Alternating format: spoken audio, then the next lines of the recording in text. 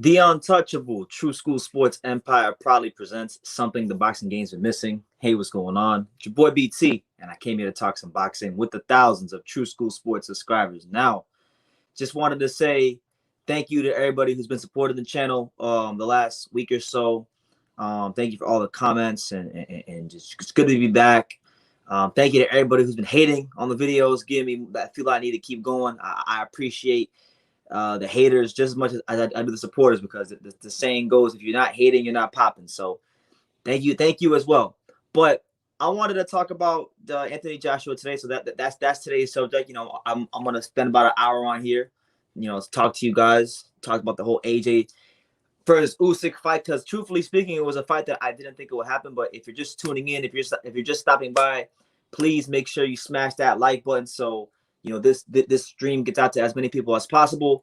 Make sure, if you're watching the playback, make sure you smash the like button as well there. So it is what it is, man. I'm gonna get some comments. I'm gonna acknowledge the comments before we get into the subject. Shout out to my main man Glenn Avery from Major Key Boxing. Make sure you go subscribe to Major Key Boxing. He says, how is Pops? Pops is good, man. Pops got home from the hospital like 3 or 4 days ago. He's taking some health and safety precautions because he has to now with what happened to him with his heart. So he's getting better. I'm hoping to have Pops back on the channel next week. So look out for that next week. Pops will be back next week. But thank you for asking, and thank you to everybody out there who's been praying for him and sending messages and all that good stuff. David Turner says Anthony Joshua is the truth. Yeah, man, Anthony Joshua the truth. Soap Boxing Podcast says, I thought you quit.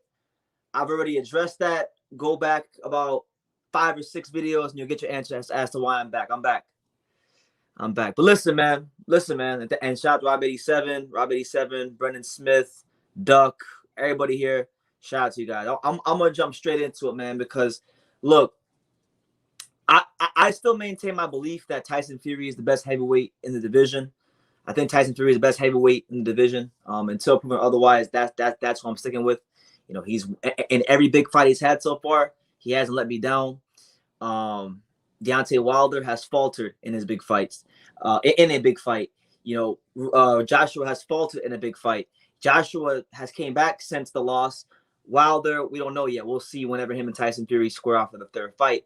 But Anthony Joshua, man, look, whether you love Anthony Joshua or you hate Anthony Joshua, I think you got to respect Anthony Joshua because of the fact that, the depth of his resume, is it's increasing fight by fight, year by year, fight by fight. The depth is increasing in his resume. You could argue that Tyson Fury has the better wins as far as the top tier wins, because he was the guy that knocked off Klitschko, the same Klitschko that when he fought him, he was an underdog against, the same Klitschko that when he fought him had the longest reigning heavyweight title run since the great Larry Holmes. So that was no small win. People want to brush it off and say it was boring or try to discredit it by saying the Anthony Joshua win was better. But make no mistakes about it. Let there be no confusion. Let there be no qualms. Tyson Fury's win against Klitschko was as good as any heavyweight win of the last 10, 15 years, because of the context of how he got the victory, where Klitschko was, what people thought of him at that time. It was a great win for him. And then obviously both Wilder fights, even the first fight, I know it was a draw, but a lot of people thought he won that fight. But the way he rebounded in the second fight and made the adjustments to go at a guy that is regarded by some, not everybody, but some, as the biggest puncher in heavyweight history, and just absolutely outfight him and beat the brakes off of him. You got to play a guy like that, number one. But I could definitely see where people are getting at with Anthony Joshua, because he fought Klitschko in his 17th fight. He fought Dillian White when they were both at British level. That was a tough fight at that time for him. You had people like Malik Scott and other experts saying that Dillian White was going to beat him. And then now you look at Anthony Joshua. Fast forward all these years later, he's beating guys like Povetkin. He's gotten his revenge fight against Andy Ruiz and become champion again. And now he's taken on what might just be the stiffest test of his career to date, the stiffest and sternest test of his career to date. He's taken on Oleksandr Usyk, a guy that, if we're being honest, based on accomplishment, accomplishments. I'm starting to sound like Mike Tyson. Accomplishments, strength of resume, things like that. He's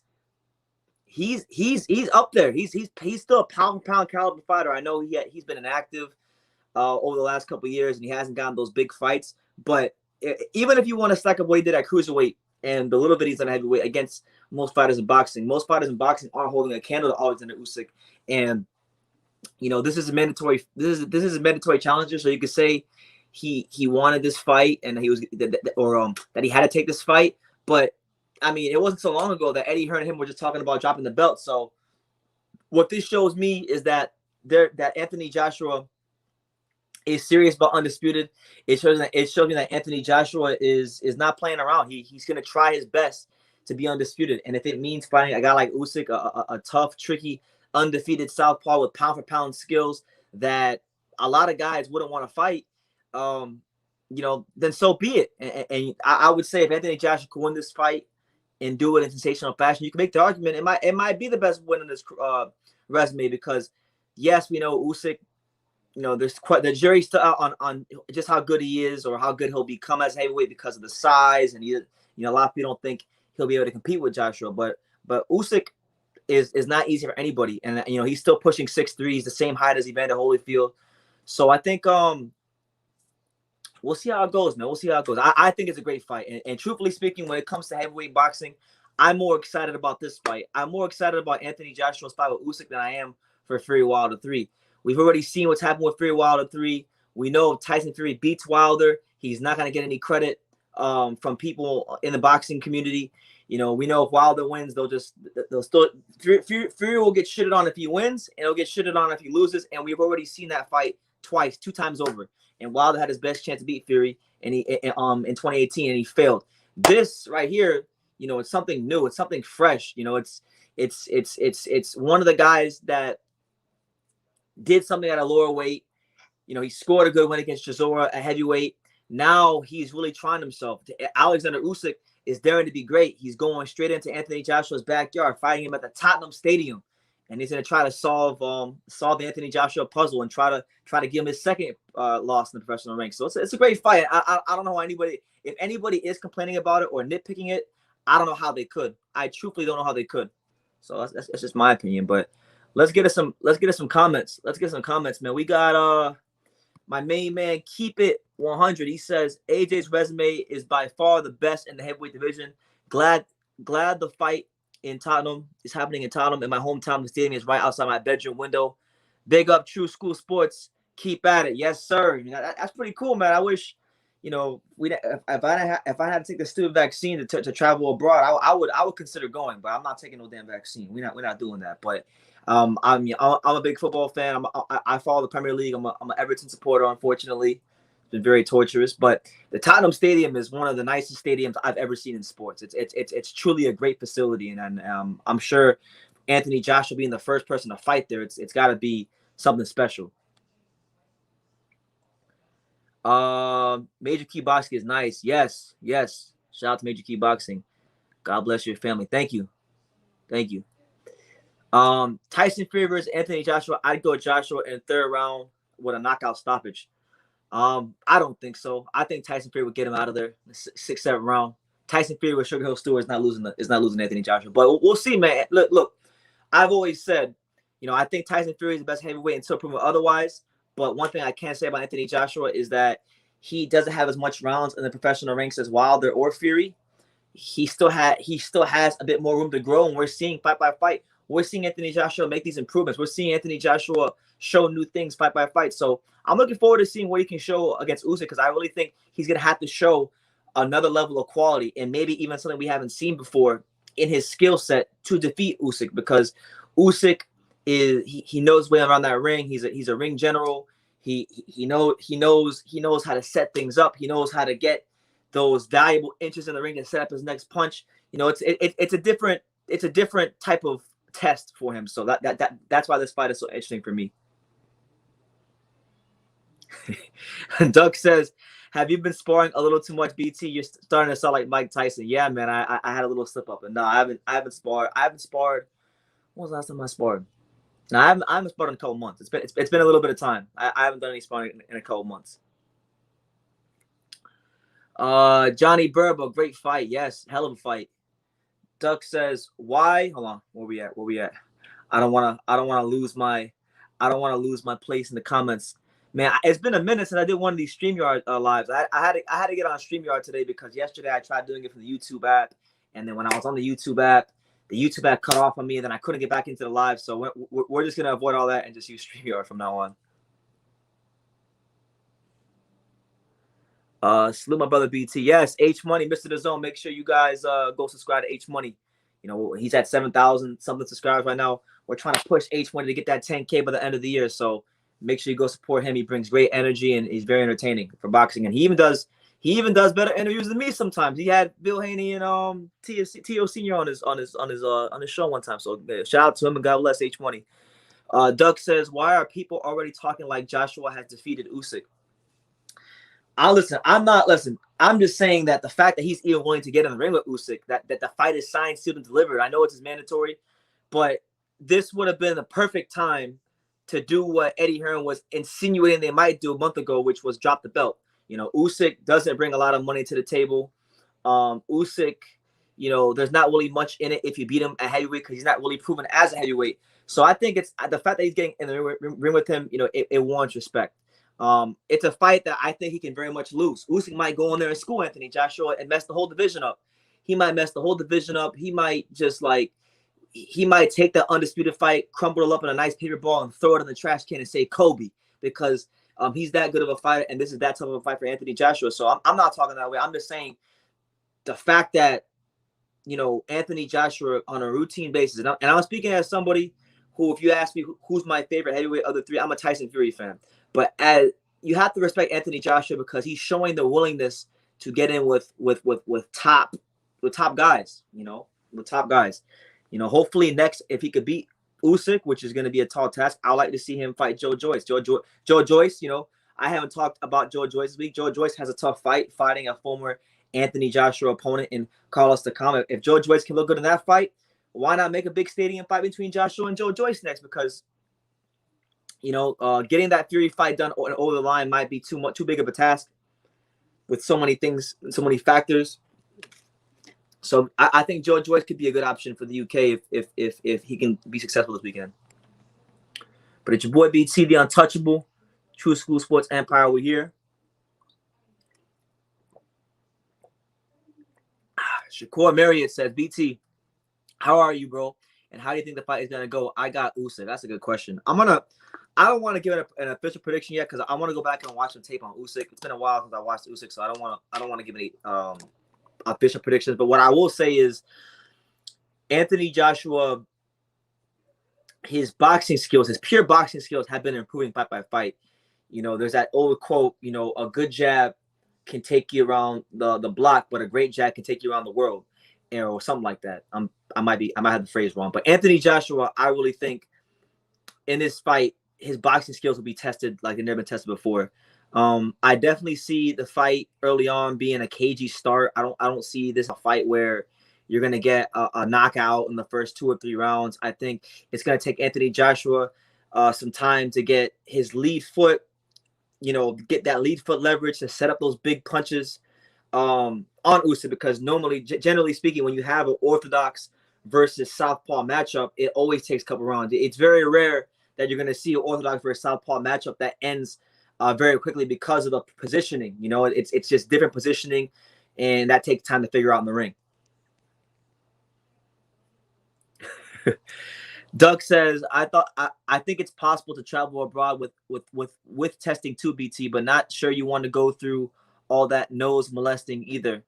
Well, the only way I would do it is because, like, I remember when I went to the Devin Haney Jorge Linares press conference in Las Vegas when I was there, and they actually made me do like a I did take a test, but it was like a self test. So like they give you like Q-tips and whatnot, and you kind of just like you put it up your nose and you kind of like rotate it 3 times here on the left nostril, rotate it 3 times here on the right nostril, and then they go and they examine the little Q-tip, the swab or whatever, and then I was good to go. I tested negative. But if they got something like that, maybe I'll consider going. But I'm not really too keen on traveling abroad.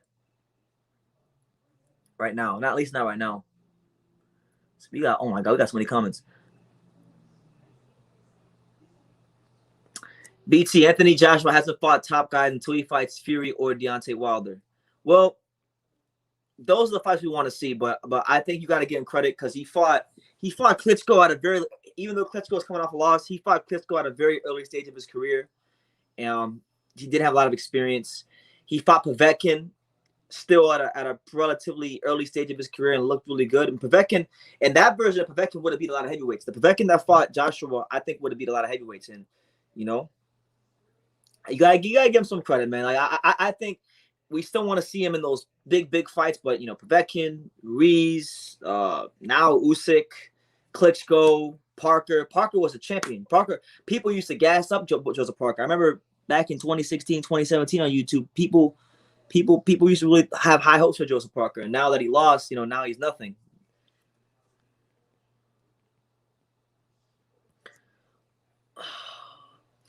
BT, what do you think about Joshua's chin? I think his chin is very questionable. I think, any heavyweight in the world, including Usyk, that can land flush, hard shots on him will have a chance to beat him. It's heavyweight boxing. He's shown in the past against, he was hurt against Dillian White. He was dropped against Klitschko. He was stopped by Ruiz. Povetkin even had him stunned a little bit.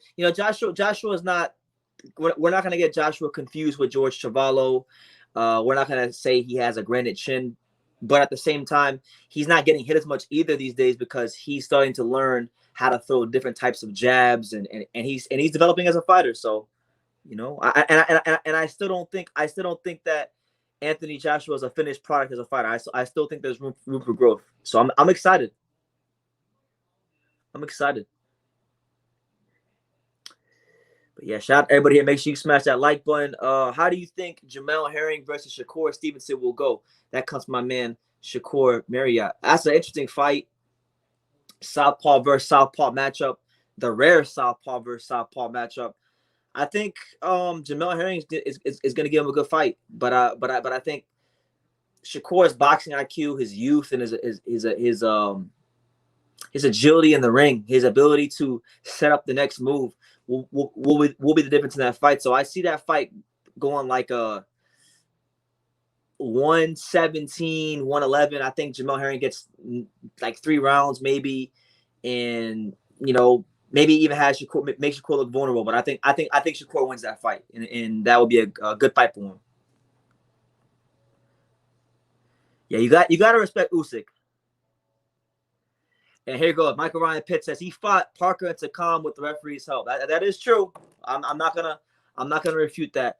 The Joseph Parker fight was completely ruined by Joseph Parker not being allowed to fight his fight on the inside. Same thing. Takam was losing, but the referee it was a bit of an early stoppage. I'm not gonna say as much for Takam because I think Anthony Joshua was winning that fight. But still, you've made the case. But yeah, the Parker fight was absolutely atrocious. But nonetheless, he still found a way to win. And there were a couple of rounds in that fight where Joseph Parker you could see he got discouraged by the ref, and he allowed Joshua to box on the outside. So it was partially the ref's fault, but I also put part of it on Parker. And I liked Parker. I wanted Parker to win that fight because he was an underdog, and I used to like Parker when he was. I used to really like Parker when he was a prospect, when he was fighting like in the New Zealand, and he was throwing triple jabs and stuff. He when he used to fight in New Zealand as a prospect, he looked like $1 million. But then the minute he stepped up in those big fights, that's when he started not looking so good, and he hasn't really looked good since he was a prospect. So, it's unfortunate what's happened to Joseph Parker. Milo Grogan says Anthony Joshua is the next Lennox Lewis. Man. You know what? It could be. It could be. I can see the similarities. British heavyweights, both got knocked out by fringe contenders, guys that you classify as fringe contenders. And Lennox Lewis developed as he matured with age. Lennox Lewis developed and got better. Anthony Joshua, he's developing and getting better as he matures. That's what it's been like since the Ruiz loss, and we'll see if that continues moving forward. So I could definitely see it.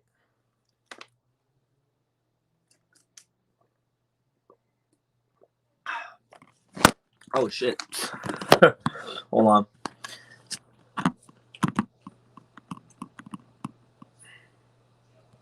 There we go. All right. BT Usyk only beat Witherspoon and Chisora. That doesn't make him a top guy heavyweight.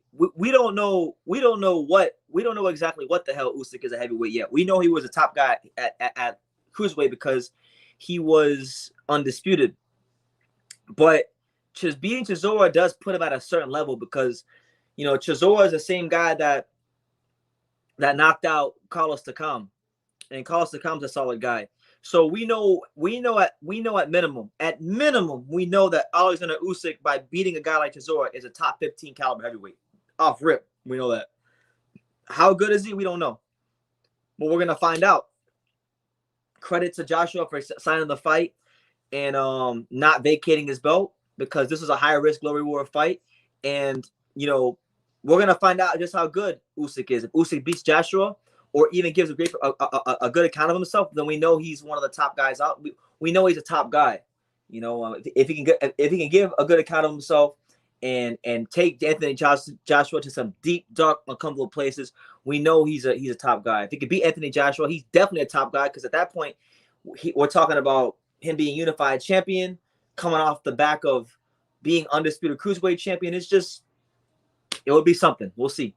But either way, irrespective of the resume, when we just look at what Usyk brings to the table as far as attributes in the ring, we're talking about a guy with deep amateur pedigree. We're talking about a guy that all he does in the professional ranks is win at the highest level, and he's a very, very tricky southpaw, can move, great boxing ability, and Usyk will be ready to fight. It's gonna be a great fight.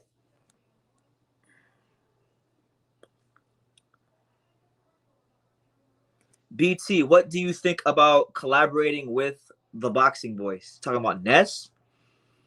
In what way? You have to be more specific on what you mean by that. Any news on Teofimo and Kambosos? Because I haven't seen my favorite fighter for a minute now.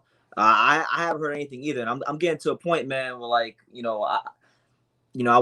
took a break from boxing for a little bit, so I haven't really been in contact with anybody that I know in the boxing world. But I do have Teofimo Lopez's dad's number on my phone. I might call him soon. I might call him soon to see what's going on, because it's getting kind of weird.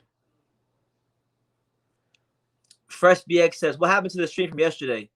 I was using the YouTube app, and what happened was the app cut off. So I was talking, and the app just cut off. And then when I tried to get back in, it wasn't letting me in, and then it was still saying that I was live. So either I was gonna have to delete the stream, or it would still be live right now, because I couldn't get back in. So that's what happened. But good to see you, Fresh BX. Lennox knocked out his rematch opponents, not run from a fat, out of shape guy. Woo, woo. Michael Ryan Pitts, he's coming with that 38 off the hip, and he's letting y'all know Anthony Joshua fought too timid and too precarious, too cautious against Andy Reese. He wasn't a fan of that. Interesting.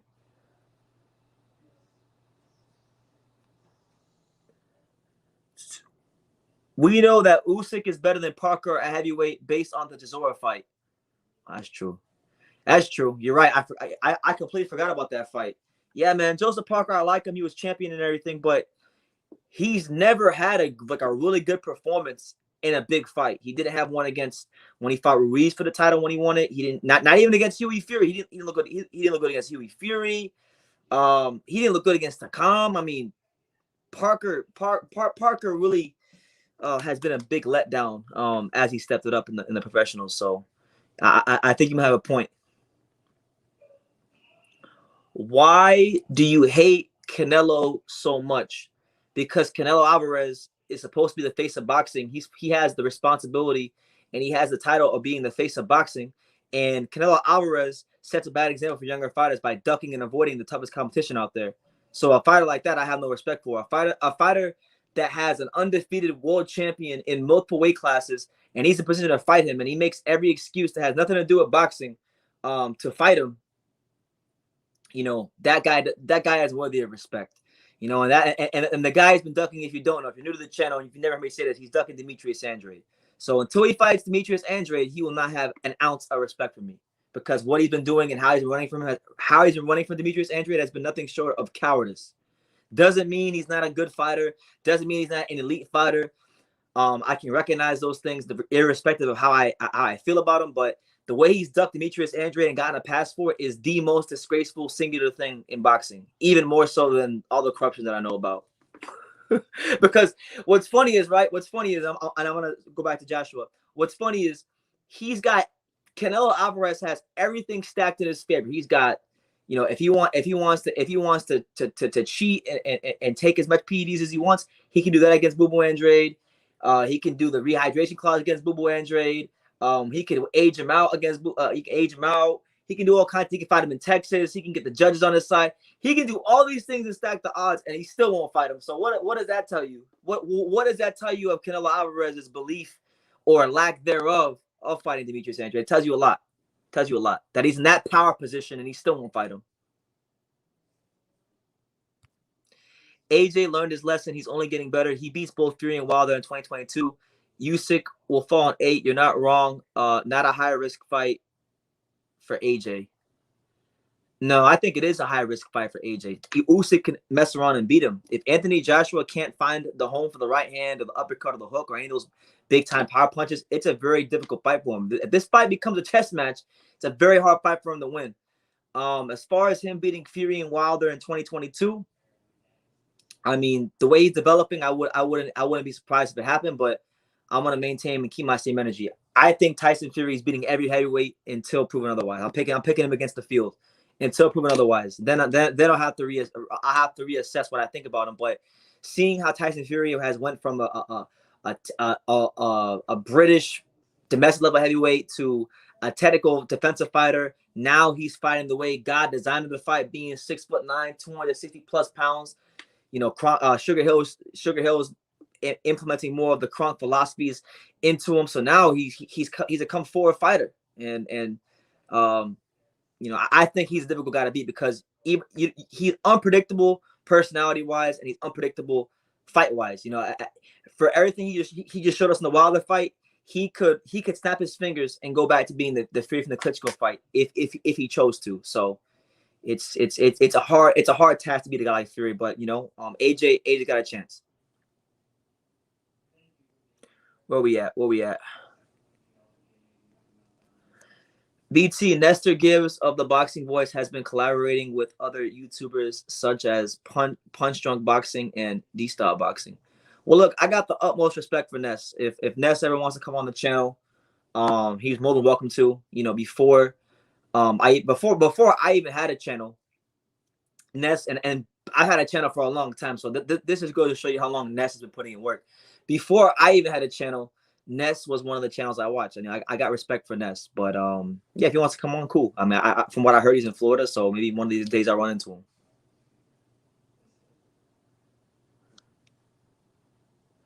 Shakur says, "Yo, BT, I'm gonna say this now. I think Caleb. I think I got Caleb Plant in the Canelo fight. I'm gonna get good in the comments.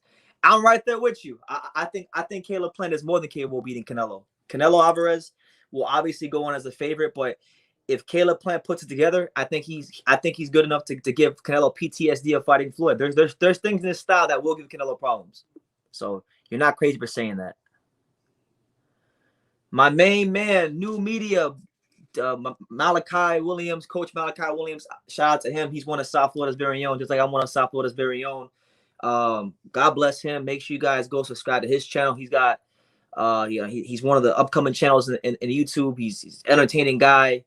Humble guy, he's one of the many people that reached out to me when I thought I was gonna leave boxing, and I didn't even know he knew who I was. But so it was good interacting with him, and I'm a fan of his content. So make sure you guys go subscribe to him. BT, the only thing I've ever disagreed with you on is I believe that he beats Boo Boo, but I believe he ducked him though. Everybody ducks him. This is true. We'll see, man. We'll see. The only way we're gonna know is that they fight. And for as long as I have a channel and people want to keep bringing up Canelo Alvarez and asking me the questions about why I don't like Canelo, I'm gonna tell them every single time the same thing. So thank you, Michael, for the comment. This will be a great fight. I think the toughest fight AJ has had thus far, even though the tougher fight than Tyson Fury. the Lance Armstrong in boxing. Oh man, don't do Fury like that, Ricky. Don't do Fury like that. Don't do him like that, man. BT facts, bro. Sugar Hill is one of the best trainers in boxing. Oh, Sugar Hill is one of the best. I haven't had a chance to see like every great trainer out there in the gym work, but I saw Sugar Hill work in the gym. I've seen what he's done with local fighters in South Florida, just seeing how he improves their technique and their fundamentals and their skills. And I know he's one of the best trainers out there. He's not even. I don't even like training. I don't even like calling or referring to Sugar Hill Stewart as a trainer. He is, in my humble opinion, one of the very few teachers of the sport of boxing. Woo! Ricky with the bold prediction. He says Deontay Wilder is knocking out Tyson Fury in 8 rounds. We'll see, man. And if that could happen, that would definitely flip the division on its head. We'll definitely see. I think Tyson Fury. I think Tyson Fury's gonna get him out of there, though. I'm gonna respectfully disagree with you, Ricky. I think Fury's gonna get him out of there. Doug says, yeah, you can believe both that Canelo beats Andrade and believe that he ducked him simultaneously. Yeah, it's possible. I'm not against anybody's beliefs. Woo! My main man, 50 grand. Shout out to my guy, Ruben Crespo, out there in Coney Island, Brooklyn, New York. One of the OG subscribers. He says, look at him, y'all. It's the greatest channel on YouTube. Champ. True School Sports. Yes, sir. Yes, sir. Yes, sir. Shout out to Ruben, man. Good to see you. What I'll say is this too. I wanted to touch on this because I saw this today on Instagram, and I wanted to throw it out there and see what you guys think about it. So I was on Instagram today, and I saw Buddy McGirt made a post, and apparently it turns out that Buddy McGirt is now the trainer of Callum Smith. He's now going to be training Callum Smith. So what do you guys make of that? What do you guys think about the fit between Buddy McGirt as a trainer and Callum Smith as a fighter? Because I think that's an interesting tandem. Buddy McGirt was a fighter that in his heyday, if you've watched him fight, he was a smaller guy in the welterweight division, but he kind of learned and perfected the art of how to use range and command distance. We've seen in the past. This is Buddy McGirt's specialty. Buddy McGirt's specialty is always taking guys that are already established and not necessarily changing their style, but tweaking some things in their style, and then he gets them back to that world championship level. Most recently he did that with Kovalev. Kovalev had taken some tough losses against like Elliot Alvarez, and he wasn't too far removed from the Ward loss. And we saw Buddy McGirt kind of just get Kovalev back to the basics and tweak some things in his style. And he got him back to that world championship level. And he even got him back to the point of him getting a Canelo fight. And even though they got their ass whooped at the end, he still got him to that level. He got him back to that level. So I think I'm actually interested. I'm interested to see what's going to happen with Callum Smith because, I don't think Joe Gallagher was better for him moving forward. And I think Callum made the right decision. Callum made the right decision going with Buddy McGirt. And now I'm actually even though I spent a lot of time like slagging off and criticizing Callum Smith, I'm very interested to see what's going to come of his career now. We'll see. People say they don't care about Callum Smith. Okay.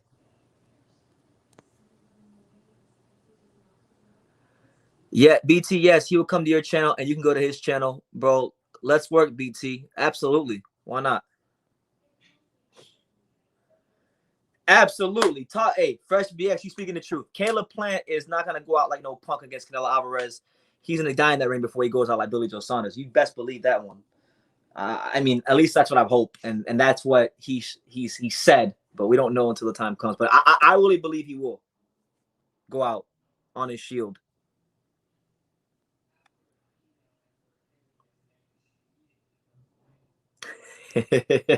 They say Sugar Hill Stewart is the next Panama Lewis. So what you're saying, Sugar Hill is out here helping Tyson Fury cheat? Is that what you're insinuating? Because Panama Lewis, he was moving padding from the gloves and whatnot, and giving Aaron Pryor pain medication in the corner and all that stuff. Is that what you're insinuating?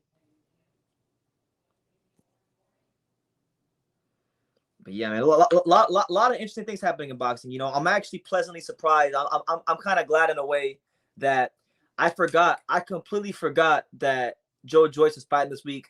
Somebody had to remind me. So whoever it was that reminded me, thank you. I will be live for Joe Joyce versus Carlos Takam this weekend. You know, it is an important fight in the heavyweight division because, you know, Joe Joyce, you know, he wins this fight. He looks good. You know, he can be alive for some big things. You know, he's coming off the heels of a huge win against Daniel Dubois. A lot of people, you know, and I'll even put myself in that mix. A lot of people thought Daniel Dubois was gonna you know, beat Joe Joyce and go on to bigger and better things in the heavyweight division. But Joe Joyce said not so fast, and Joe Joyce showed another level of quality on that night. So, you know, I like what I'm seeing from him.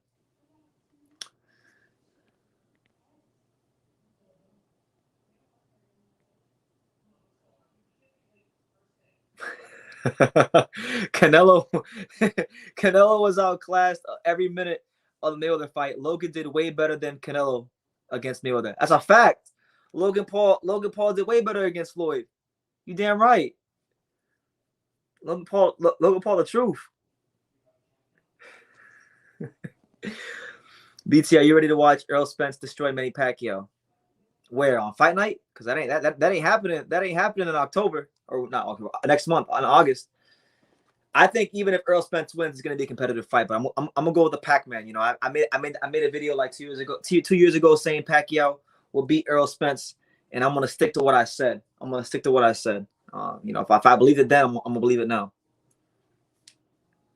Errol Spence Jr. You know, that's an interesting fight because it's been a long time since we've seen Pacquiao in there with another, you know, top southpaw. Now I think you might need to go all the way back to like the David Diaz fight, maybe, because who was the last southpaw man he fought? I'm trying to think, because Mayweather wasn't a southpaw, Jeff Horn wasn't a southpaw, Matisse No Thurman wasn't a southpaw. Who was the last southpaw he fought? Was it David Diaz? It might have been David Diaz, and we saw what he did to David Diaz.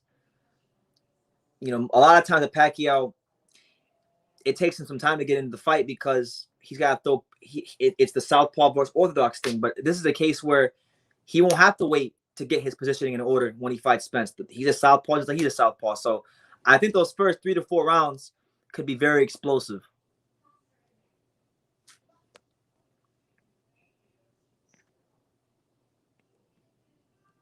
But yeah, man, shout out to everybody here, man. The untouchable True School Sports Empire will never fold. The return, we're still keeping it going. Looking very forward in a couple. Was it? I know next month I'll be going to a local card. There's a local card here in South Florida I'm going to, and then the month after that, the card I'm really excited for is September 10th at the Delray Beach Tennis Center. You got Lawrence Newton, one of the best kept secrets in boxing. You know, he's fighting here, so I'm excited for that too. Boxing finesse. He said he don't give a damn. He said he don't care what y'all think. He said AJ is the best heavyweight. I don't care who's mad. Hey, more power to you, man. More power to you. If that's what you think, God bless you. And the only way we're gonna find out is to see who will be left standing when the smoke is cleared. You know, who will become the undisputed champion. You know, there's been plenty of times Anthony Joshua's been on that pursuit for the undisputed fight for a long time, but we know Deontay Wilder didn't want the fight. Deontay Wilder ducked him. Hell, Deontay Wilder didn't even try to fight Joseph Parker or Charles Martin when they were champions. So, never mind Joshua. But, you know, he's showing that he's serious by trying to go undisputed, by at least trying to fight his mandatories like Usyk and Pulev, and doing what he can to make sure these people don't strip him. You know, after this, if he can beat Usyk, whoever wins the Fury Wilder fight, that's who should be fighting Anthony Joshua. I don't think we should wait any longer.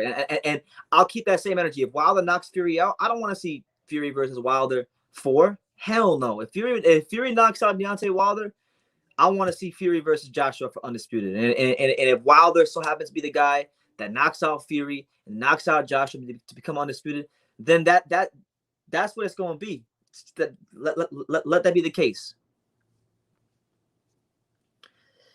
Manny Pacquiao is eating up these young lions. Yes, sir. You know, a lot of these guys think Manny Pacquiao is sweet, but they get in there and they get hit with these punches from these weird angles. And they find out there's more to Manny Pacquiao than they thought. I'm excited for that fight, man. I'm excited for that fight. I'm extremely excited to go live for that fight. You know, I feel like that's going to be one of the best live fight reactions of all time. Anytime Manny Pacquiao fights and I do a live fight reaction for it, it's always crazy. The last one I did 2 years ago in this exact room for the Thurman fight was one of the top 10 live fight reactions I've ever done. So I'm looking at this one, hopefully being a top 10.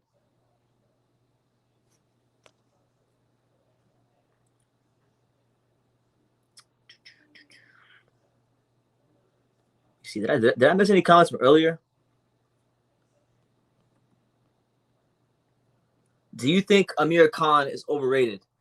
I used to be a big Amir Khan fan like 5-6 years ago. I used to really like his hand speed and stuff like that. But yes, he is. There's no way. There's absolutely no way. You can even argue that Amir Khan isn't overrated. I mean, this was a kid, a fighter that won an Olympic. He medaled at 17 years old in the Olympics. He had all the media hype on him. The dude got knocked out by every caliber of fighter. He got knocked out against fringe contenders like Breeders Prescott. He got knocked out against underdogs like Danny Garcia. He's been knocked out as a mismatch opponent for Canelo Alvarez. He's been knocked out in all kinds of fights, in all kinds of scenarios, in every weight class he's ever fought in. And also factor in that he ducked Kell Brook. Factor in that he never really matured as a fighter. Early in his career when he was with Freddie Roach, he had the speed, he had the quick 1-2, and he even had a little bit of body punching. But as the more his career progressed, the more he reverted back to what I call respectfully the amateur British style, which is just 1-2. It's just 1-2s and moving, 1-2s and moving. I mean, he makes the same. He never really evolved as a fighter, and it's a shame because Amir Khan had the talent and the attributes to really be one of the all-time greats of the sport. But when you don't progress in boxing, if you're not progressing, you're regressing, and that goes for anything in life. That goes for boxing. That goes for any job you got in life. If you're not progressing, you're regressing, and Amir Khan regressed, and he's ducked Kell Brook. And Amir Khan Kell Brook was the British version of Crawford versus Spence. Same thing. You had Khan, who was the bigger name and the bigger, I guess, attraction. When it came time to fight Kell Brook, he kept moving the goalpost. Same thing like that Spence did with Crawford. That was the British version. Fresh BX says Golden Boy Promotions is doing Rashidi Ellis dirty. Free Rashidi Ellis. You know what? I'm glad you said that, man, because I always forget about Rashidi Ellis, and it's kind of like out of sight, out of mind. But he's one of the best welterweights out there. And you know what? I'm gonna make a note of that. Where's my notebook at? I'm gonna do a video. On that because Rashidi Ellis should be getting these big fights. So I'm gonna make a note of that right now, so that when I'm done with this live and I get some time, we do the video on Rashidi Ellis, because Rashidi Ellis is one of the best talents out there.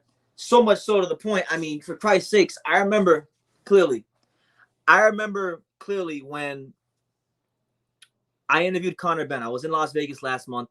I was at City Athletic Boxing Club. That's where Teofimo Lopez trains. That's where Caleb Plant trains. It's a very, very prominent gym in the Las Vegas area. I was there to watch Teofimo Lopez spar on one day. And when I was there, I ran into Conor Benn, and I interviewed Conor Benn.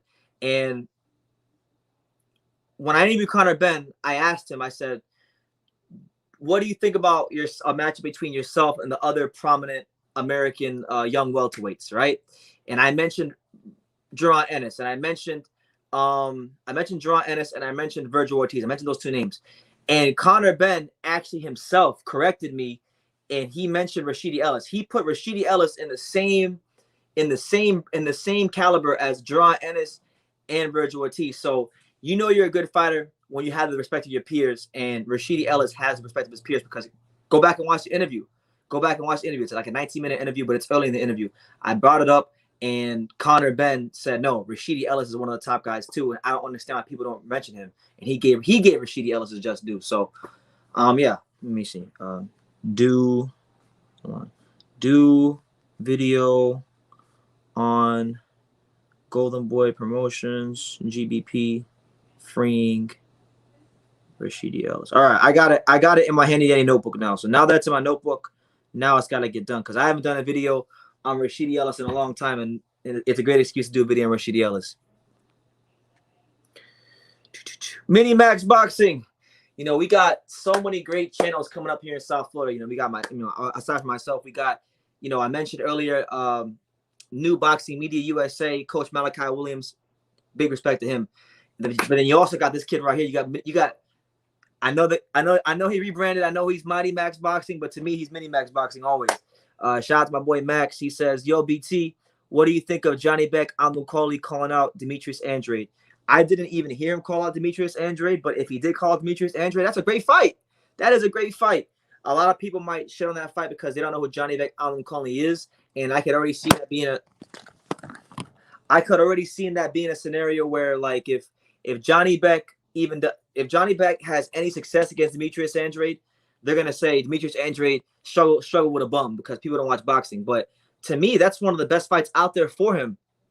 But unfortunately, the business of boxing interferes with the sport, and I don't know if that fight is gonna make the kind of money to where they want to sign the dotted line. So I'm all for it, and I'll probably, what's today, Wednesday, Thursday, next week when I really start making my phone calls to people I know in the boxing world, to the trainers and friends I have in the boxing game, I'm gonna call Demetrius Andrade's father, and I'm gonna bring up his name, and I'm gonna see what he says, and I'll let you guys know what he says.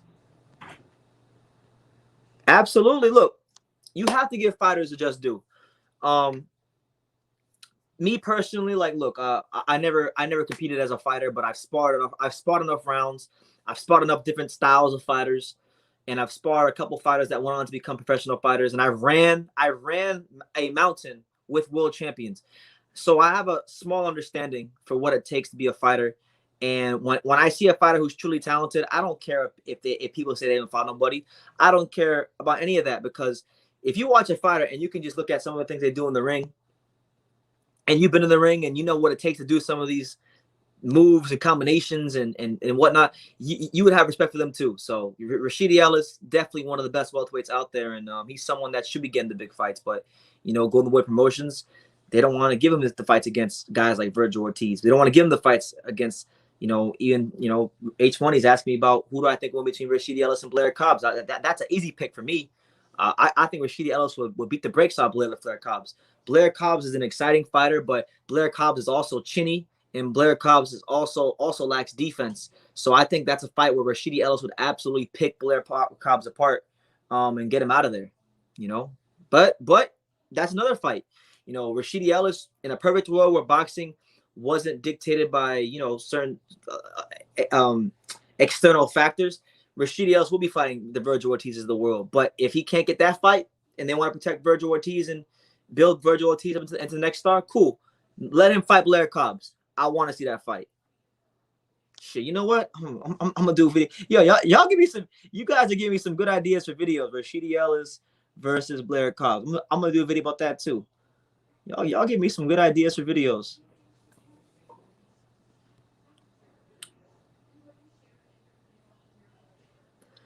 Conor Ben solid for that. Most fighters won't do that. He won't. They won't, and that's why I have a lot of respect for Conor Ben. That's why, his next fight, I'm not rooting for Conor Ben because he's fighting one of my. I don't have a lot of friends in boxing, but the handful I got, I'm always gonna root for them. He's fighting Adrian Granados. Adrian Granados is a friend of mine. It's bigger than boxing with Adrian. I love AG. He's like a brother to me. So I want Adrian Granados to win that fight. But if he was fighting anybody else, I'm waiting for Conor Ben because Conor Ben has shown Rashidi Ellis respect. Conor Ben is a guy that seems very dedicated to his craft. I'm rooting for him. I want him to have a successful career. Just not on July 31st.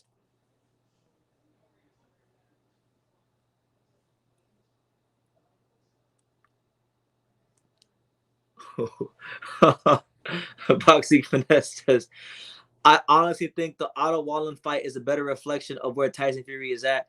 Wilder trying to fight Fury from the outside with a possible lucky punch makes no sense at all. Well, how else is Wilder gonna fight Fury? Deontay Wilder. Listen, I've always said this, and people always criticize me for it, but it showed itself to be true when Wilder fought Fury in the rematch. Deontay Wilder was in a witness protection program for boxing when he was a prospect. And when I say that, what I'm basically saying is that he never progressed through the levels of boxing. He never was put in those tough prospect building fights to where he had to learn new skills. And he said it many times in interviews that he does what he wants, when he wants, and how he wants to do it. So Deontay Wilder is, for the most of his career, he might not be anymore because Malik Scott, he seems to respect him, but for the most of his career, he's been untrainable. And there was no other way he was going to fight Fury. Where he went wrong was not developing as a fighter before the Fury fights, because had he had those tools in his toolbox, he would have been prepared for that night.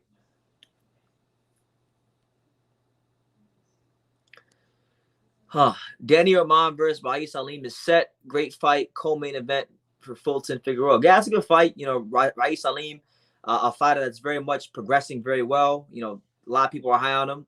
He's taking on Danny Rahman. Good fight. Fulton versus Figueroa, another good fight. I think Fulton will pull it out in that fight. And yeah, man, I'm just waiting to see what my boy Angelo Leo's gonna do next. I've been hearing some things about him that I can't disclose, but I'm excited for his next. I'm excited for his next step in boxing, whatever that is. Hey, Jesus M says he wants me to do the H Money impression. He said, okay. He says, can you do the H Money impression, please? All right. What's going on? It's your boy H Money, Mr. The Zone. We in the building. Let's get it. The Real Devin Haney Podcast, episode number 36. Gary Russell Jr. is ducking Devin Haney. Shout out to H Money. Tyson Fury took Wilder's soul in the first fight when he got up in the 12th round. Yeah, that's true.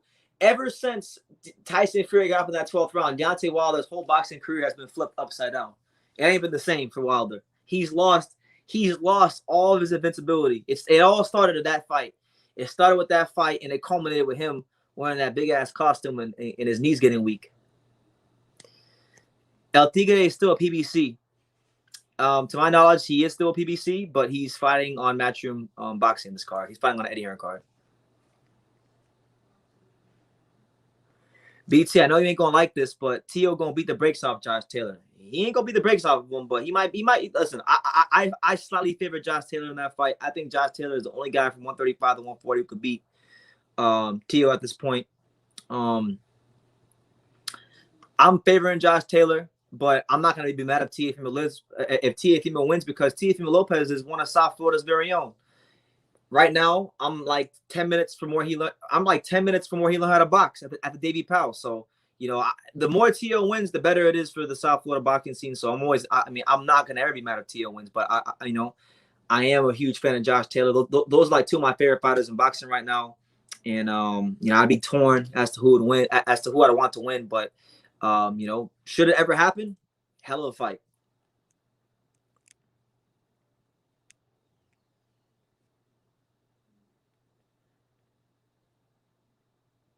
Shout out to everybody here. Oh, my God. Slick Turtle says Deontay Wilder should be at least 230 pounds when he fights Tyson Fury. 230. Should he be 230? I mean, personally, for me, I think he should I think he should go back to the weight he was at in the first fight, which was like, he was extremely light. And, for other fighters, it might be crazy to be 208 pounds or 215 pounds or whatever it was. But for Wilder, it works. And, I had a conversation with Evander Holyfield a couple years ago, and he told me a long time ago. He said, you got to fight the fight that works for you. So people can criticize him being light, and people can criticize how he fights, but whatever works for him, that's what you got to do. Milo Gogan says MJ Aquandalia versus El Chinito Angelo Leo. Yeah, that's the fight I want to see, man. I think Angelo would have a great chance to win that fight, and he'd be unified champion. So if he decides to stay at 122 or whatever, great, cool.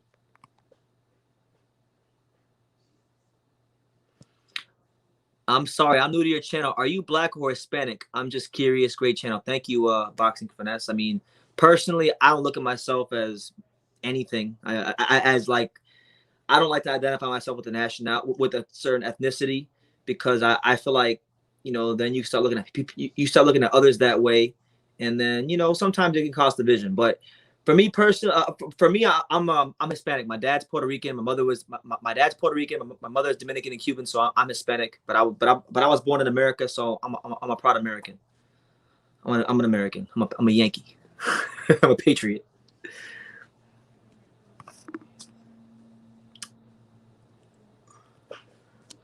Terrence Crawford won the WBO title from Jeff Horn, the guy who won a robbed decision against Manny Pacquiao. You mean Jeff Horn, the guy that put up a better fight against Manny Pacquiao than Keith Thurman did? I know that guy. The guy that knocked out Randall Bailey and retired him. The guy that was an Olympian for Australia. I know Jeff Horn. Jeff Horn's a better fighter than people give credit for. Everybody talks about Jeff Horn like he's a scrub. And obviously he's not an A-level fighter, but he's not a scrub either.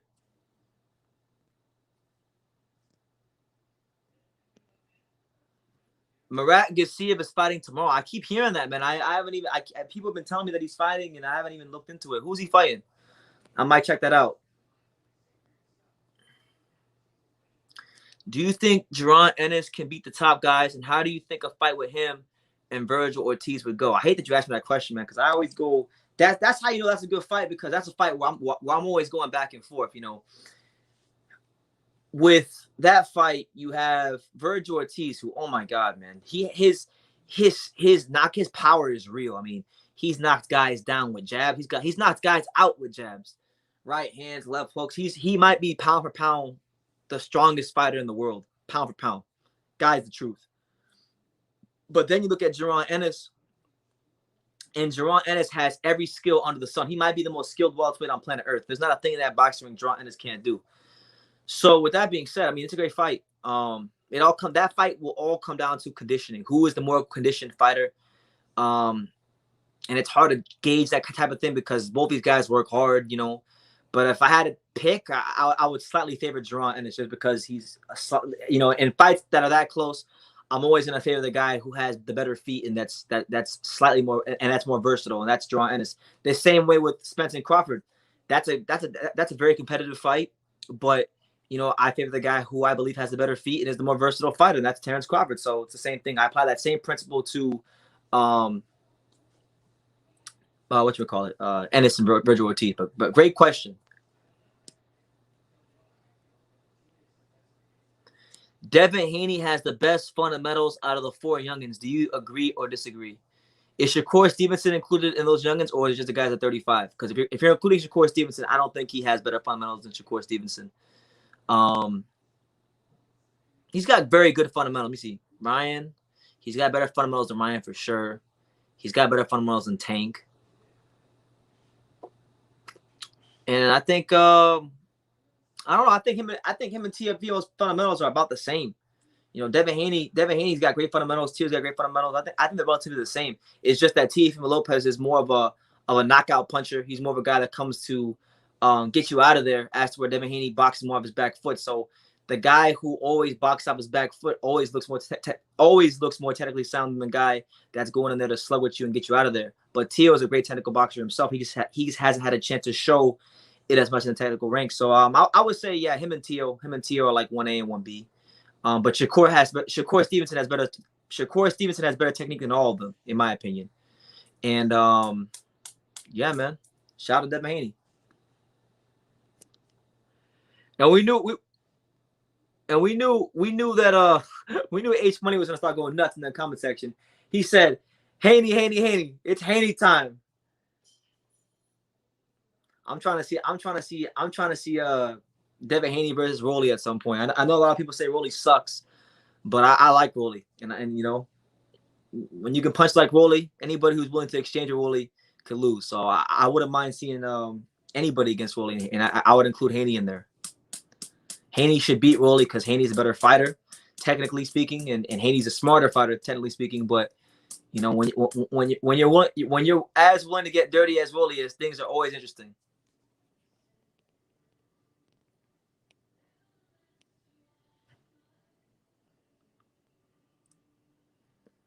Shakur probably has the highest ceiling. Yeah, man. Look, I like Shakur, and I know At the end of the day, the name of the game in boxing is to win.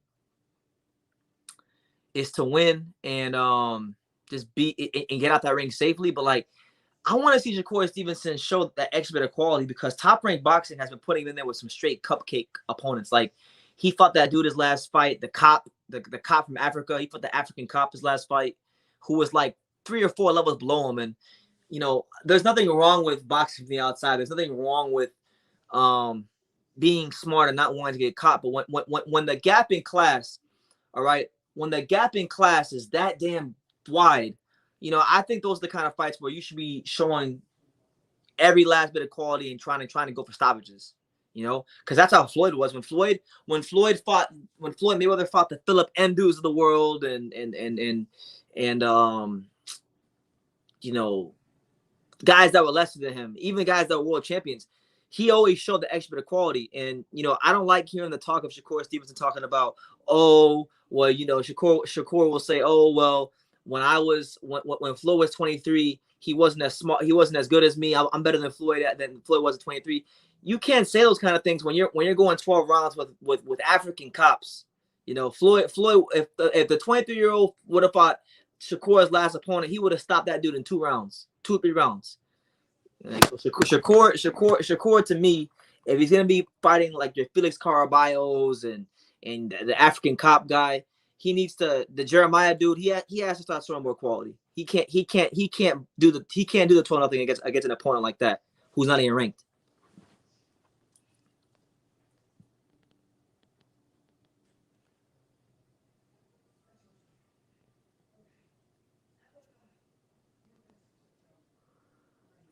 Does Plant have a chance against Canelo? Yes, he absolutely does.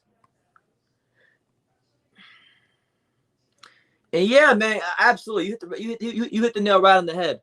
It's ridiculous how you got these fighters, these young fighters, and they say, yeah, I studied the greats. I studied Mayweather, right? But like I follow a lot of young fighters on Instagram, and if I had $5 for every time I saw one of these young fighters post a story on Instagram of them watching a Floyd fight, it's always a Floyd fight from like the second half of his career when he was Money Mayweather. But you never see them watch you never see them watch Pretty Boy Floyd. It's always when he's Money Mayweather. And if they do watch the fight of him being Pretty Boy Floyd, it's only the Gotti fight. They don't go watch his fights against Corrales. They don't go watch his fights against, Angel Man Freddy or guys like that. They don't watch those fights. They only watch, Hatton and the Pacquiao fight and Victor Ortiz, and that's why you got so many fighters these days that are fighting this style of self-preservation. Like, it's ridiculous. And then the thing is, they want to fight this style of self-preservation, and then they don't understand why people don't get excited to watch them fight and don't buy tickets. So like, you can't, boxing is a sport where you can't have your cake and eat it too. You can't say I'm the greatest fighter in the sport, right? And I can beat everybody, and I'm this, that, and the third. I'm King Kong. I'm the baddest man on the planet. You can't be like that over here, and then you fight the African cop Jeremiah, and you go 12 rounds with him. It can't go that way.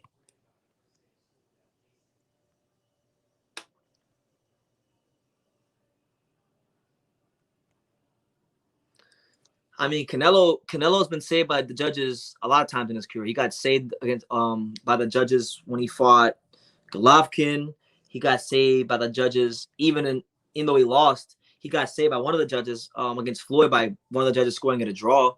That was a bought off judge. He got saved by the judges when he fought Larry Mosley. He got saved by the judges a lot of times in his career. So it's not a new occurrence. He's been saved by the judges a lot of times in his career. Do you think Joe Joyce can become a world champion? Yes, I actually do. I'm starting to believe in Joe Joyce. We'll see how he performs this week against Tottenham, but I like what he brings to the table. I like that he's got one of those like strong. He's got a George Foreman type of jab, or just a piercing jab. It don't look like he's throwing it hard. It doesn't look like it's doing much, but it's doing a lot when it touches you. So I like what I'm seeing from him. The stamina is great. Size is amazing. As a heavyweight, he's someone that is going to be a really, really tough out in the heavyweight division.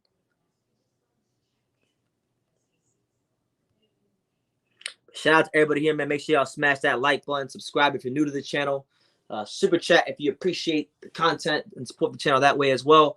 Let's get to the next comments. I got like 10 more minutes, and then I'm gonna get up on out of here. Let's see who else we got. What is your Coffey versus Washington? Is that Michael Coffey, the heavyweight? Michael Coffey, the heavyweight, versus Gerald Washington? Is that the fight? Let me know. If Caleb Plant beats Canelo, do you think he could beat Dave Benavidez? Potentially. I mean, Benavidez is a fantastic fighter, and I like his chance against Plant because Plant always fades in the back half of fights, and I think Benavidez is the better conditioned fighter. So I would slightly favor Benavidez, but yeah, Caleb Plant has a chance to beat Benavidez whether he beats Canelo or not.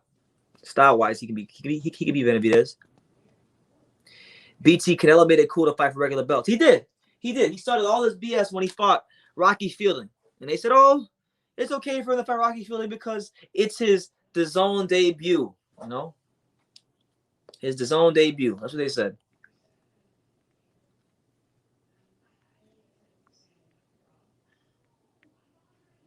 And yeah, Rolly's very strong. Rolly, he's short, he's stocky.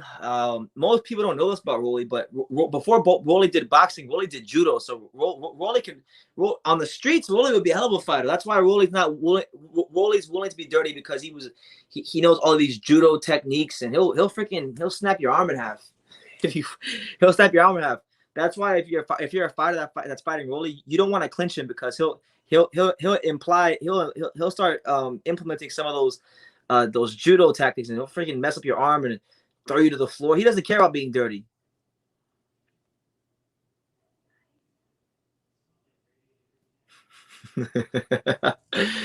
Nathan, shout out to my boy Nathan out there in Birmingham, UK. He says it's funny how True School Sports has retired and come back just like Floyd Mayweather. Yeah, I have, and now hopefully I can start getting paid like him. That's the only thing that's missing, and they'll be good to go.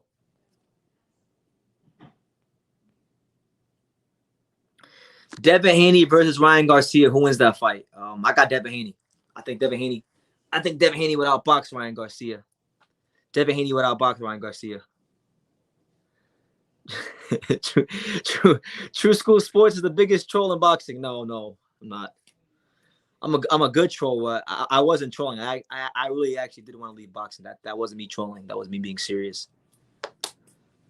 Luckily, Pop straightened me out when I got home.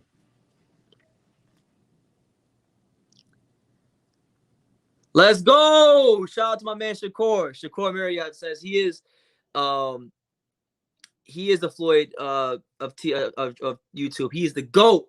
Shout out to you, Shakur. I appreciate it, man. Looking forward to these next couple months here on YouTube. Right now, I'm just building my rhythm up, getting in the back in the swing of things, making sure I'm doing videos every day, making sure I'm doing these lives as much as possible. And then next week, I'm gonna start hitting these gyms in South Florida. I'm gonna start hitting these gyms in South Florida and getting back on the interview grind. So we're gonna really get back to it next week, right? This is just all a tune-up. These are just mental gymnastics. But next week we're gonna get back to the interviews. I got quite a few I gotta do, so stay tuned for that. H Money says, BT, isn't Rolly's sister an Olympian? She's fine as fuck. I agree, man. I agree. She's definitely an attractive woman. And I believe she was an Olympian. Yeah, I believe she was. Shout out to and I think her name's Angelica Romero or something like that. Shout out to Rolly's sister. A very beautiful woman. I hear I hear she makes good money too. So I might need to need to shoot my shot if I meet her. How would Naoya Inoue do at 122 to 126? I think these are the weight classes where Inoue is gonna have to start struggling. How much more can he go up? I mean, he's already been a world champion in 3 weight classes. I think at 122 he'll be fine. I think at 126, that's going to be his ultimate test. Is the 126 division. Fighting guys up there like Navarrete and people like that. 126. I think he can go, I think he'll be champion at 122. In a fight against Fulton, I would favor Inoue against Fulton. I think Inoue is the more agile fighter. I think he's the harder puncher. And be a good fight if it happens, but I don't think it'll happen. I think PBC's going to keep everything in house because that's the philosophy of PBC. They won't allow Inoue to get those fights unless he signs some sort of deal with them. But to answer your question, I think he'll catch a belt out to 122, and then he'll go to 126, and that's where he'll start struggling. That's my prediction.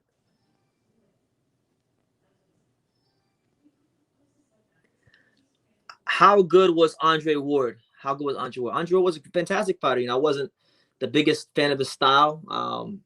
The same criticism you could give to Rolly for being a dirty fighter, I think you could give to Andre Ward for being a dirty fighter. Although I will say that Andre Ward was a much more skilled fighter than Rolly, but he was still dirty with the way he fought. And I wasn't the biggest fan of his style, but he knew what he had to do to win.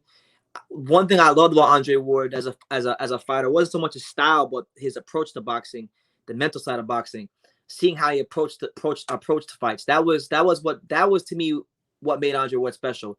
I don't think his speed or his power or anything he did in the ring made him special. I think his approach to the sport is what made him special. So, a great fighter to look up to in terms of the mental side of boxing, in my opinion. Do you think people like Logan Paul and Jake Paul are bad for boxing? I used to think that, but then when I started thinking about it, you got to ask yourself the question, right? Jake Paul's fighting basketball players and YouTubers, and now he's fighting Tyron Woodley in his fourth professional fight. Now, look, I no disrespect to any of my friends in the fight game, but I've got friends in the fight game right now, prospects in South Florida who go to Colombia every month, and people in England that go to different, like they go to Hungary and they pad their record and they fight these guys that nobody's ever heard of. So what's different about what Jake Paul's doing versus fighters that go to Colombia to pad the record or fighters that go to Mexico to pad the record? To me, it's one and the same. The only reason that he gets criticized and it's different is because he's making millions of dollars while doing it, and those other fighters aren't, and that's why it's a problem. So that's my take on the matter.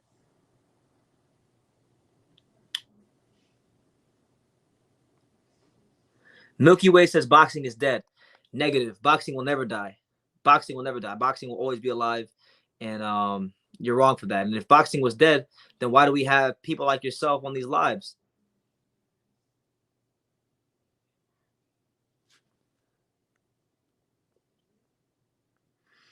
Do I know about Armani El Mestica from Puerto Rico? He fights out of Orlando, Florida. I've seen the name. I could be wrong. I might be mixing him up with somebody else, but I believe he fights or he's fought on a couple of Christy Martin's shows. So I know the name, but I can't say I know a ton about him. But I've seen the name on Instagram.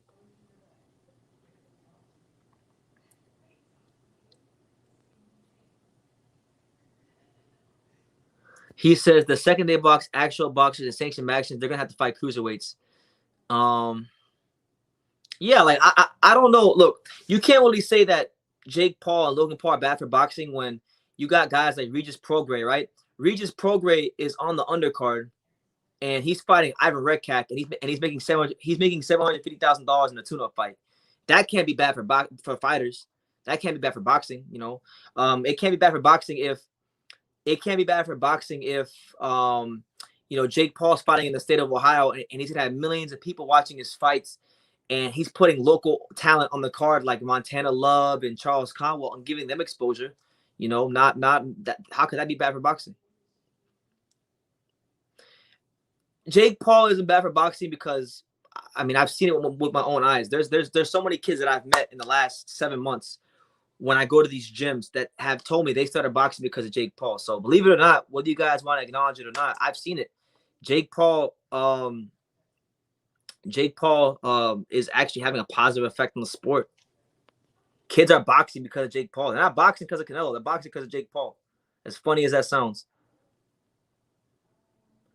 Do you remember when they called De La Hoya versus Floyd the fight to save boxing in 2007? Yeah, I remember it very well. I remember being in middle school, because when that fight happened, I was like in 6th grade. I remember being in middle school, and all the Mexican kids in my school were like, they were all talking about how Flamingo was gonna lose, and then when he won, they all got mad. So that was pretty funny. Good memories, that fight. That fight brings back a lot of memories. Troy Graham, what's good, champ? He says, "What's up, man? How's your dad? Pops is better now. Pops left the hospital about 4 days ago or so. He's been back home for about 4 or 5 days. He has to take some more health and safety precautions, but he's good now, and I'm gonna have him back on the channel next week. So be on the lookout for him next week.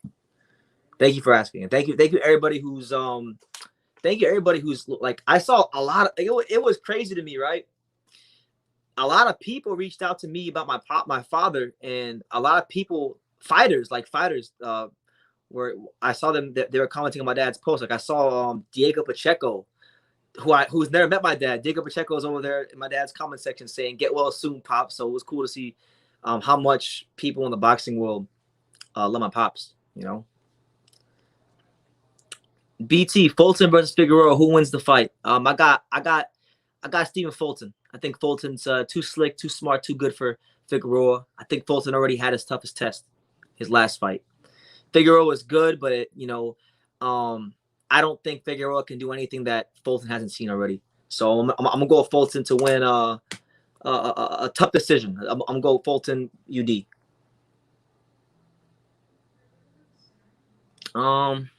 Tough one. You know, it's a hard one to predict. I think Casemiro, if they exchange Casemiro, if they box Rigondeaux, I don't know, man. I'll go with the upset. I'll go Rigondeaux, but I like them both. I'll go Rigondeaux in that fight. I said boxing is dead because that's what people are saying about boxing. Well, people were saying that about boxing when Muhammad Ali was boxing. So boxing is dead is a stupid phone. Boxing is dead is a phrase that's commonly thrown out there by people that don't know any better. So anybody who's saying that boxing is dead, I can assure you boxing is not dead at all. I was there. I saw 74,000 people turn out to watch Canelo Alvarez fight. You know, you got NFL teams that can't put 74,000 people in the damn stadium. You know, Anthony Joshua's going to put 60,000 when he fights Usyk at the Tottenham Stadium. You know, here in South Florida, in a couple months, we're going to have a show, a local show at a tennis center.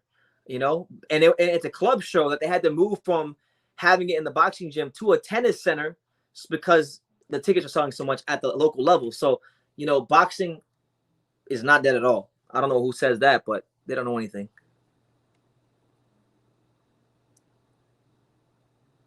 Yes, thank you, God. I'm happy Pops is doing better, but you know we got to make sure Pops is okay.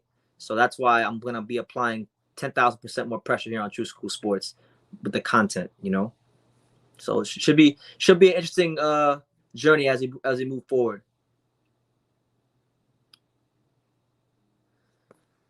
H Money says, BT, what did you think about Devin Haney's performance against Jorge Linares? Were you impressed? Now, I was actually there. I watched the fight live. Now I went to the fight with my boy Johnny, and I was there with Johnny and my good friend Marcos Paz, who's a professional, just won his debut. Shout out to Marcos, and I was also there with Angelo Leo. We were all there to watch the fight, and when I was there, I wasn't the most impressed. I gotta be honest with you, because from where I was sitting, it looked like Devin Haney was holding way too much, way too much. But when I went back and I watched it on TV, it was better. It was a much better performance watching it on TV. I think it was a good experience for Devin Haney to be in a fight like that against a guy who's been former world champion. I thought it was a good experience for him to get hit and get hurt and, even get wobbled a little bit and learn how to survive. And those things will serve Devin Haney going going forward. So I'm not gonna say I was impressed, but I think it was what he needed. It was the right fight at the right time for his career, which is a lot better and a lot more important than me or the boxing world being impressed. So that's my take on Devin Haney's fight. The boxing schedule is disappointing me heavily. Why are you saying that, man? We got all kinds of great fights coming up. We got, Al Heyman. Al Heyman's trying to reconcile that Fox deal. So he's doing whatever he can do. He's putting all the fights on pay-per-view. He's got Fury Wilder, Pacquiao Spence, and Plant Canelo. Once they get finalized, you got Casimiro Rigondeaux. You got a lot of fights. Takam Joe Joyce this week. Joshua versus Usyk in September. Don't be a negative Nancy, champ. The only thing is I want to see Demetrius Andrade and Chocolatito. I want to see when the next fight is scheduled because those are two of my favorite fighters. But I understand, man. I understand. Boxing is on its last leg. I don't think so. When boxing gets to a point where it can stop selling 74,000 tickets in stadiums, then maybe I'll agree with you. But as long as boxing has, it don't matter if it's one fighter, two fighters, or 10 fighters. If you got fighters that are selling out soccer and NFL stadiums, then boxing is far from dead. I promise you that. But look, I'm gonna get up on out of here. Just wanted to come say what's up to you guys. Talk about this whole Joshua thing. Joshua Usyk, September 25th, gonna be a great fight. Looking very, very forward to it, and looking very forward to boxing going strong in the latter part of 2021. So you guys make sure you stay tuned for more world-class content. I'll be going back to gyms here in South Florida to do interviews next week, so look out for that. And yeah, man, just looking forward to a great rest of 2021. So you guys take care of yourselves. God bless everyone out there. Like I say in every single one of these videos, you can love me or you can hate me, but I'm just kidding. Dang it. So until next time, take care, guys.